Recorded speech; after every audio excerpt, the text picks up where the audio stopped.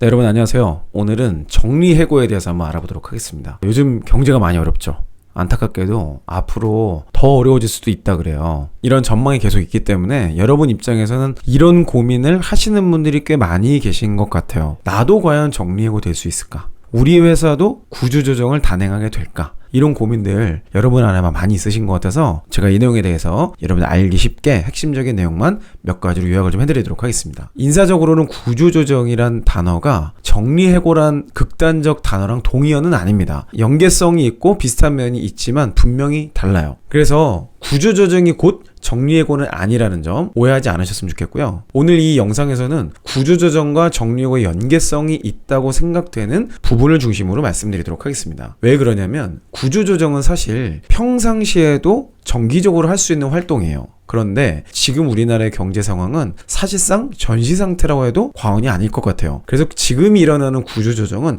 아마도 정리해고를 필히 동반하게 될 수도 있다라는 생각이 많이 드네요. 자, 오늘 영상은 아무래도 좀 무거운 내용이기도 하고 오해가 있을 수도 있어서 제 마음이 조금 착잡한 마음은 있어요. 하지만 댓글과 여러분들의 반응을 보면서 제 경험이 도움이 될 수 있다면, 또 제가 직접 한 경험은 아니더라도 여러 간접 경험을 통해서 여러분에게 해줄 수 있는 이야기가 도움이 될 수 있다면 하는 게 좋겠다 생각이 들어서 카메라를 켰습니다.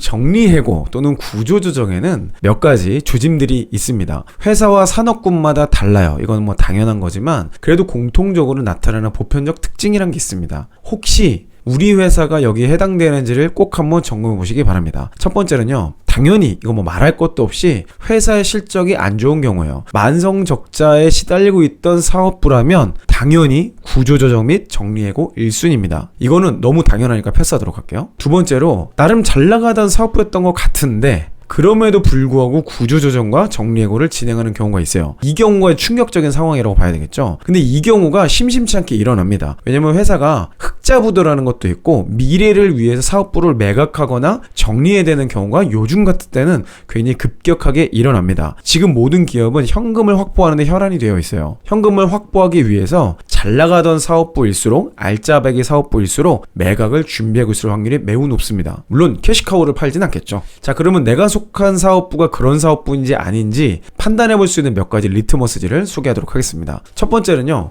경영관리가 매우 철저했던 회사인데, 그러니까 목표도 제시하고 실적 달성도 체크하고 면담도 자주 하고 이랬던 회사인데 갑자기 그 목표 하달이 내려오지 않는 경우예요. 그런데 인사팀과 팀장급 이상 간부에는 줄기차게 일어나, 그리고 그 내용이 여러분들에게 공유되지 않는 경우. 자, 이런 경우는요, 지금 뭔가 구조조정에 대한 논의와 준비가 되고 있을 확률이 매우 높습니다. 두 번째로요, 인사팀 쪽에, 그 부서 쪽에 평소에는 보이지 않던 외부 인사가 자주 들락날락 거린다면 의심해봐야 합니다. 아마도 노무사일 확률이 높아요. 인사팀도 법적인 절차를 정확히 잘 모르는 경우가 많습니다. 또 안다 하더라도 최근에 개정된 법사항이라든지 또 최근에 있었던 판례들을 정확히 알고 그게 우리 회사에 적용이 되는지까지 검토를 해야 되기 때문에 독단적으로 혼자 진행하기는 어려운 경우가 많아요. 구조조정과 정리해고라는 건요, 사실 행정적으로 준비해야 될 사전 요건이 굉장히 까다로워요.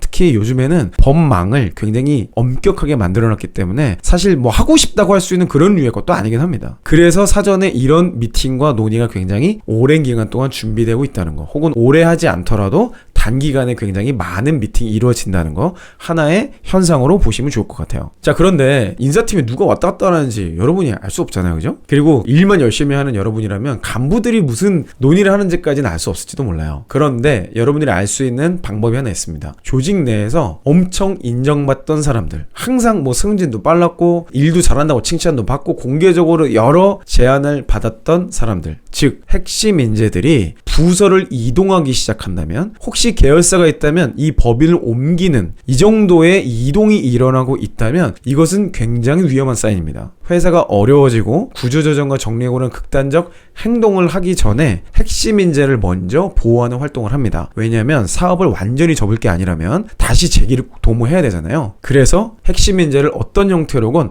보호하려는 사전 작업들이 진행된다는 거. 여러분들이 이 대목에서 화가 나실지 모르겠어요. 그런데 이게 실제로 일어나는 현실이라는 것을 잊지 않으셨으면 좋겠습니다. 여러분은 선택하셔야 돼요. 내가 그 조직의 핵심 인재가 되든지 아니면 나를 핵심 인재로 키워줄 수 있는 조직으로 가든지. 내 번째 징후는요, 명예퇴직 제도가 시행되는 겁니다. 사실 이 상황은 이제 뭐 거의 확실한 수준이라 보시면 돼요. 이건요, 정리해고를 진행하기 위한 명백한 법적인 행정 절차입니다. 이거를 하지 않으면 정리해고를 할 수가 없어요. 부당해고에 걸립니다. 여러분이 실제로 정리해고가 됐다 하더라도 이의제기를 했을 때 회사가 손해볼 확률이 훨씬 높아요. 명예퇴직 제도에 대해 제가 아주 짧게 설명을 드릴 건데, 나갈 거면 보상받고 나가는 게 좋겠죠. 이 보상을 가장 많이 받을 수 있는 부류는 딱 두 부류입니다. 둘 다 타이밍이에요. 명예퇴직 제도를 시행한 아주 초창기에 나가든지 아니면 끝까지 버티든지, 이 중간이 가장 어렵고요. 이 양쪽이 가장 큰 보상을 받게 설계가 되어 있습니다. 사실 많은 분들이 뭐 두렵기도 하고 또 이러다가 회사 좋아질 수도 있고 뭐 그래서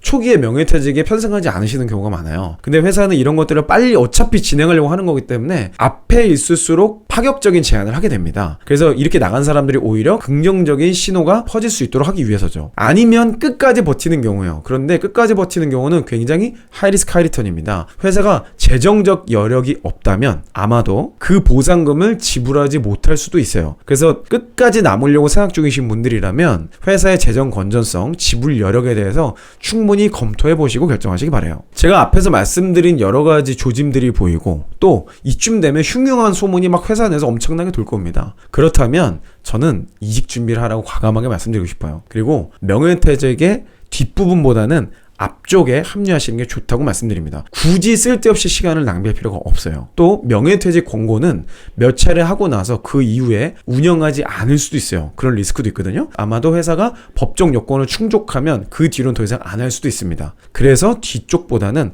앞쪽이 더 낫다라고 말씀드리는 거예요. 자, 앞에 있는 상황은 아닌데 조금 다른 유형, 구조조정의 전 단계라고 볼 수 있는 조직의 변화를 몇 가지 설명드릴게요. 앞에서 말씀드린 건 사실 여러분이 보셔도 이미 이거 뭔가 이상한데? 이런 생각을 할 수 있잖아요. 근데 그 전에 나타나는 몇 가지 조짐들이 있어요. 제가 앞에 거를 먼저 말씀드린 이유는 그 상황까지 갔다면 아마도 회사는 확실히 뭔가 결단을 하려고 하는 거예요. 근데 지금 단계는 할 수도 있고 안 할 수도 있는 단계입니다. 지금 이 현상들이 나타난다고 해서 회사를 빨리 뭐 어떻게 결정을 하겠다 이러실 필요는 없어요. 하지만 개연성이 충분히 있기 때문에 알고 계시면 좋겠죠. 첫 번째는 인사팀의 현장 배치입니다. 제일 먼저 채용팀이 해체돼요. 사람이 곧 비용이기 때문에 인원을 충원하려는 모든 활동부터 중단하는 것이 기업의 자연스러운 수순이에요. 두 번째는 교육팀을 해체합니다. 교육이라는 것 자체가 비용은 많이 들고 에너지가 많이 드는 거에 비해서 실제로 돈을 벌어들이거나 수익 활동에 별 연결이 안 되는 경우가 많아요. 그래서 회사에서는 어려움을 극복해야 될 때는 반드시 인사팀을 중심으로 한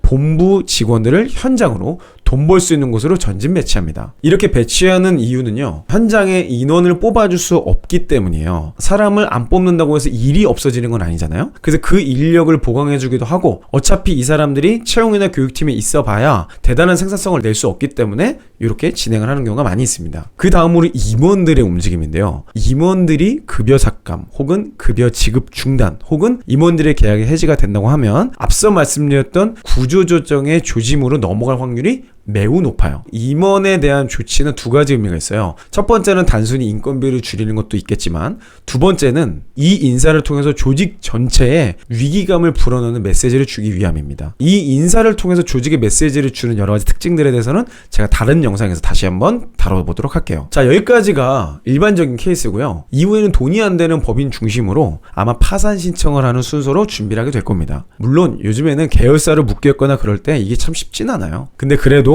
방법이 없는 것은 아니기 때문에 여러분들이 넋놓고 그냥 난 괜찮을 거야 이렇게 생각하지 마시고 여러분의 커리어를 위해서 넥스트 스텝을 준비하셨으면 좋겠습니다. 요즘 같은 때 이직이 쉽지 않은 건 당연해요. 하지만 그럼에도 불구하고 경력 시장은 지금도 돌고 있고 헤드헌터 서치펌 시장도 여전히 돌아가고 있어요. 여러분에게 정보가 노출되지 않는 경우도 많이 있으니까 서치펌을 비롯해서 경력 공채를 중심으로 구인 공고에 귀를 기울이시기 바랍니다. 만약에 이직 준비하기가 좀 너무 여의치 않은 상황이라 한다면요, 회사에 무급휴직을 신청하는 것도 방법이 될 수 있어요. 회사가 어렵다면 급여가 나가지 않아도 되기 때문에 회사는 생각보다 쉽게 받아들일 거고요. 근로자 입장에서 눈치 보지 않고 이직 준비를 해볼 수 있어요. 자, 이외에도 사실 다뤄야 될 내용이 되게 많고 회사마다 상황이 정말 다르거든요. 그래서 제가 이거를 이 한 번 영상에 다 담아낼 수는 없지만 여러분이 꼭 알아야 하고 주의해야 될 상황에 대해서만 알려드렸습니다. 자, 다들 어려운 시기이지만 마음 굳게 먹고 우리 한번 돌파해 봅시다. 이 이외에도 더 많은 사원과 조치, 이것들 여러분의 상황을 알려주신다면